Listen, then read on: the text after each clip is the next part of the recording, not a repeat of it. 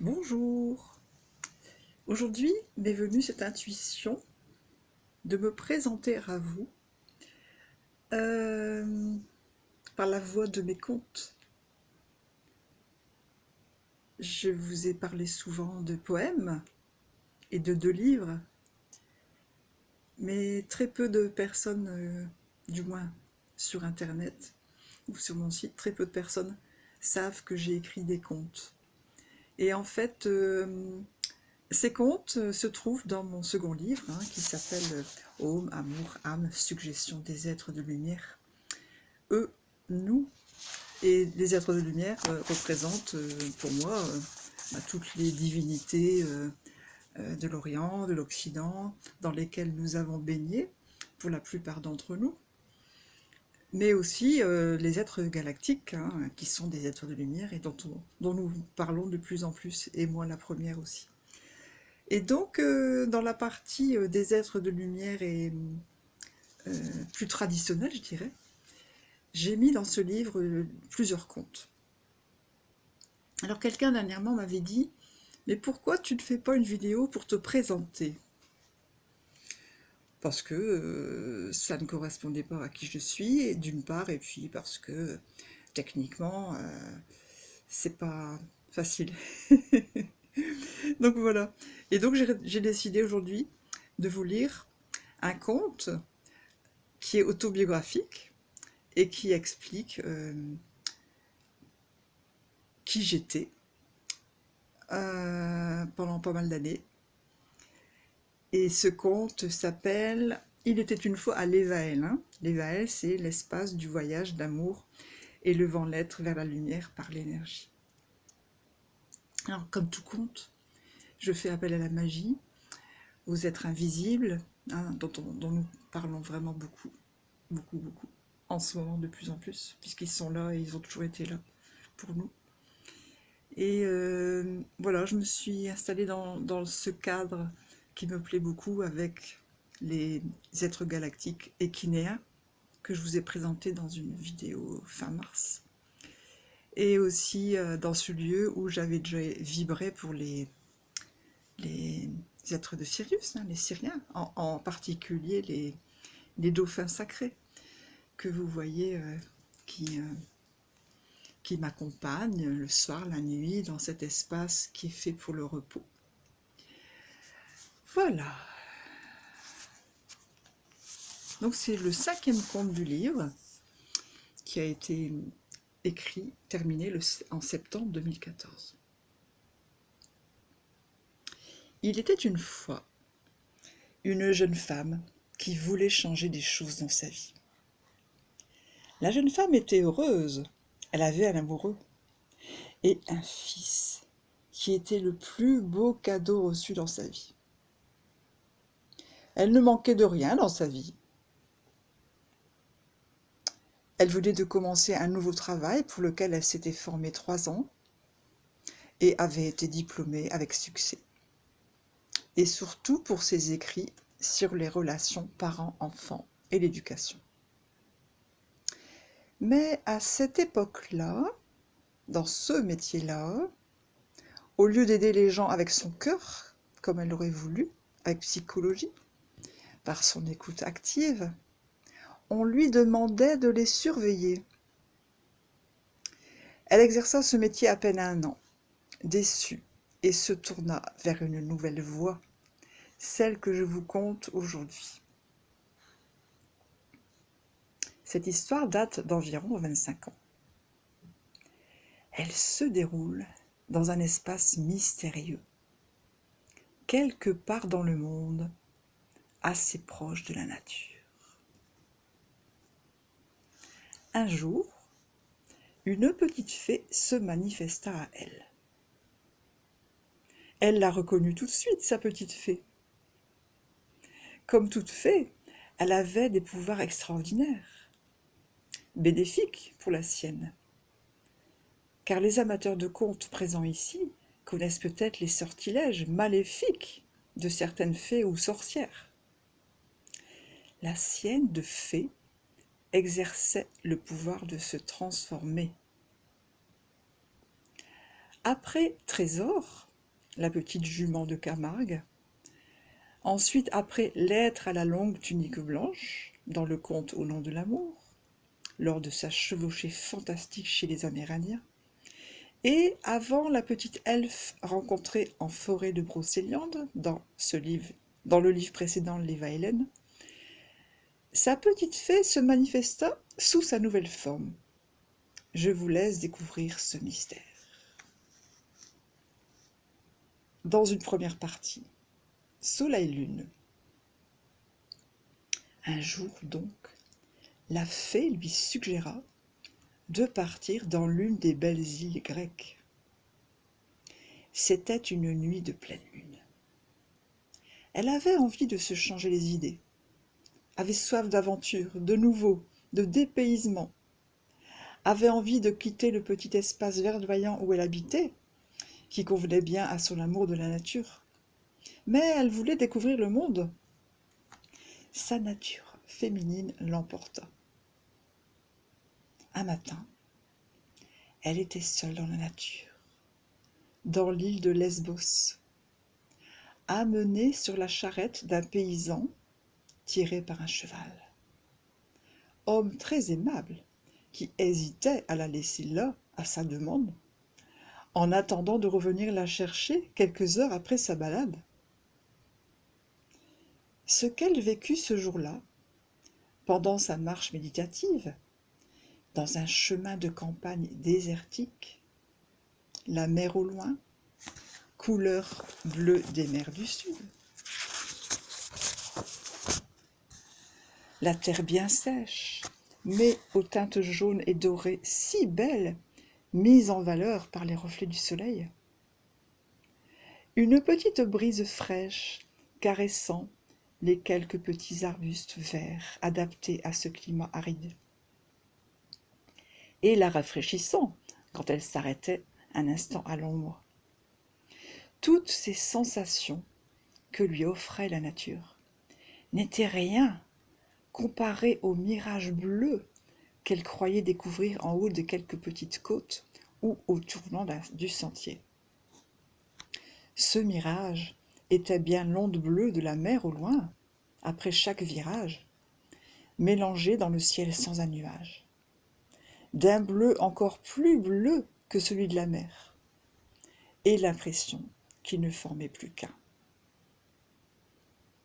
La même sensation, vécue quelques années auparavant, quand elle s'était laissée emmener par un immense oiseau de fer, à l'intérieur duquel elle avait pu contempler un magnifique ciel bleu d'azur, au-dessus des nuages, au-dessus de cet amas de matière blanche, constitué de coton hydrophile blanc, mélangé à de la barbe à papa rose fuchsia et bleu des mers du Sud, et d'un vert émeraude prometteur d'autres teintes inimaginables.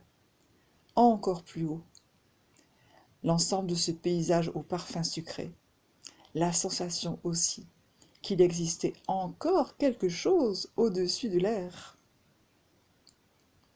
Ce qu'elle vécut ce jour-là, redescendant de son petit nuage sur la terre grecque de Lesbos, c'était qu'elle se sentait comme neuve sur ce chemin dans la nature, où il semblait n'y avoir rien d'extraordinaire à découvrir, mais où tout y était, l'essentiel, le tout. Un sentiment de vide, de paix, de bien-être. C'était l'univers des 5 éléments. Elle était si heureuse. Elle ferma les yeux. C'est alors qu'elle eut une sorte de vision, comme dans un rêve. Un petit coffre. Quand elle l'ouvrit, elle vit à l'intérieur une perle rouge, de forme ovale, qui brillait. C'était certainement sa petite fée qui lui avait envoyé. Une perle de couleur étincelante. L'image disparut, comme elle était venue. Ce jour-là, elle fut initiée à la méditation en Occident, sous une forme active, debout, grâce à la terre nourricière, Dame Nature qui la comblait au cours de sa marche lente de plusieurs heures, grâce aux bienfaits de la lune, du soleil et des éléments dont elle venait de découvrir le cinquième, l'éther.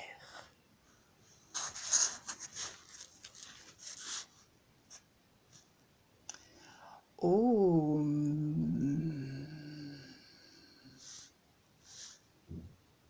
un autre jour, elle partit en Inde, grâce à quelques lutins et petites fées qui lui avaient suggéré, à l'oreille, de s'offrir ce voyage, une petite folie. Mais là-bas, une surprise l'attendrait, lui disait-on. Quelqu'un, une sorte de sage.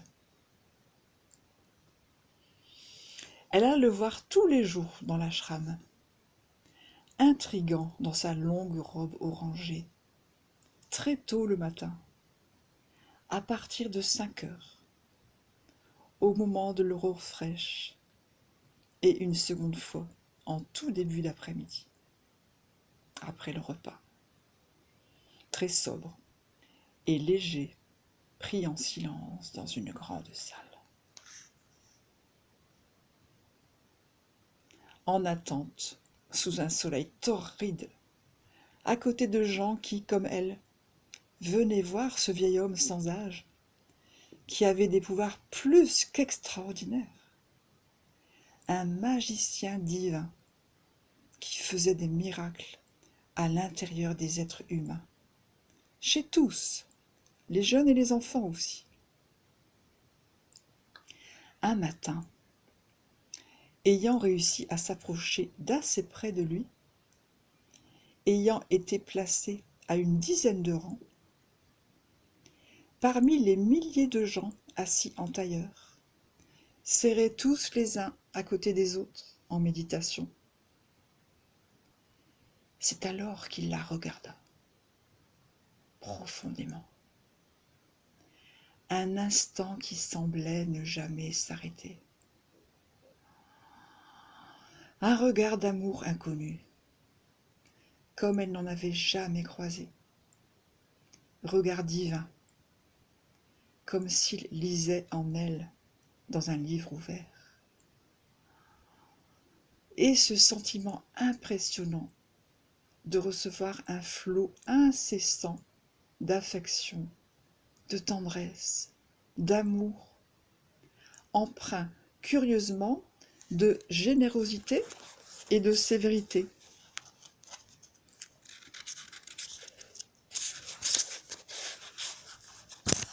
Par ceux d'Arshan.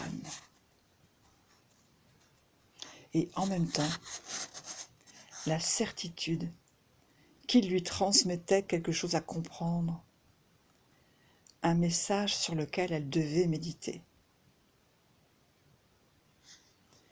Ce regard encourageait à l'action, l'autonomie, l'indépendance et une réflexion profonde sur soi, à accomplir seul.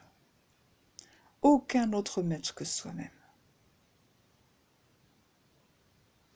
Après cet échange de regards avec elle, il continua d'offrir, car son cœur débordait d'amour, d'autres regards, aux centaines et aux milliers de gens venus le voir de partout dans le monde. Elle ferma les yeux, se laissant submerger par une émotion inconnue, forte, très forte. Et la vision du coffre revint. Dans ce rêve éveillé, elle l'ouvrit et vit, à côté de la perle ovale rouge, une magnifique perle orange. La perle rouge entrevue en Grèce était sa petite fée. Elle l'avait devinée. Mais alors, sa petite fée se serait-elle dédoublée? Les deux petites fées disparurent. L'image disparut, comme elle était venue, Ce jour-là, elle sut qu'elle avait été initiée à une voie vers la méditation profonde, grâce à un très grand maître qui lui avait offert une clé, celle de prendre soin d'elle, par une transformation de chaque instant semblant radicale. Ce maître était un avatar, c'est-à-dire qu'il avait pour mission d'apporter un message d'amour au monde, qui menaçait déjà d'aller à sa perte en 1998 si les habitants de cette terre ne se transformaient pas radicalement de l'intérieur, chacun à leur rythme. Son message se résumait à ce seul mot: l'amour divin, l'amour pour soi, source d'amour pour l'autre. Au retour de cet événement, qui allait changer profondément le cours de sa vie, une petite voix intérieure la poussa à ouvrir, dans les environs assez près de chez elle, avec sa nouvelle clé, la porte d'un lieu où un maître de l'Inde, de New Delhi, lui enseignerait le Hatha Yoga,